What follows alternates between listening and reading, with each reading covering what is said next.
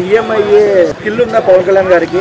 ఎందుకు లేదన్నా, రాజకీయంలో ఉన్నప్పుడు ఆయన అంత మంచిగా మాట్లాడుతున్నాడు. డిప్యూటీ సీఎం అయ్యిండు.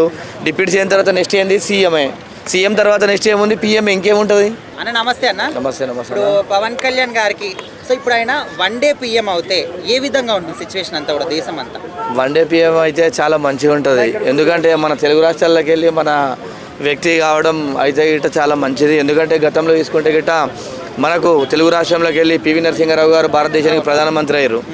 అదేవిధంగా మన పవన్ కళ్యాణ్ గారు కూడా యూత్ కాబట్టి మంచి వాక్చాతుర్యం ఉంది, హిందూ ధర్మం కోసం కొట్లాడుతున్నాడు కాబట్టి వారు పిఎం అయితే కూడా చాలా బాగుంటుంది. ఎందుకంటే ఆయన పిఎం అయితే మొట్టమొదటిగా సంతోషించే వ్యక్తిని నేనే.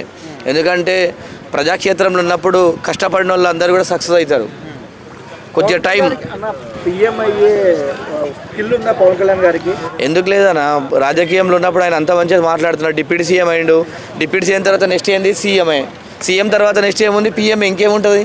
కంపల్సరీ అయితే కూడా బాగుంటుంది. వారు కూడా కావాలని చెప్పేసి కూడా నేను మనస్ఫూర్తిగా కోరుకుంటున్నాను. ఆయన పదవిలోకి రాకముందు కూడా సొంత డబ్బులు పెట్టి ఎంతో మందికి హెల్ప్ చేశారు. సో ఇప్పటికి మాట్లాడుకుంటున్నారు. సో ఇప్పుడు దేశవ్యాప్తంగా జరుగుతున్నటువంటి ఈ అటాక్స్ కావచ్చు, లేకపోతే ఉన్నటువంటి ప్రాబ్లమ్స్ కావచ్చు, సో వీటి పరంగా ఏ విధంగా యాక్షన్ తీసుకుంటాడు? బాగా ఇప్పటికైతే కూడా మొన్న పుల్వామా దాడి, మన పహల్గామ్ దాడి జరిగినప్పుడు మాత్రం మంచి స్పందించిండు. మంచి స్పందన కూడా వచ్చింది.